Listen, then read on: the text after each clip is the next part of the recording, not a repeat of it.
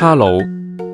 今日分享黃金綠地通拿翻身，客人講隻錶俾人打磨過度，4隻腳位圓咗。以我哋角度睇，腳位如果被打磨得太圓，恢復難度會高，只能夠做到唔會再更加圓。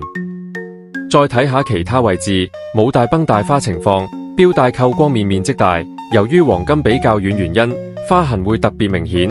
錶殼底部4個印仔保持清晰可見，勞力士金錶適應，打磨要小心謹慎，唔好磨淺。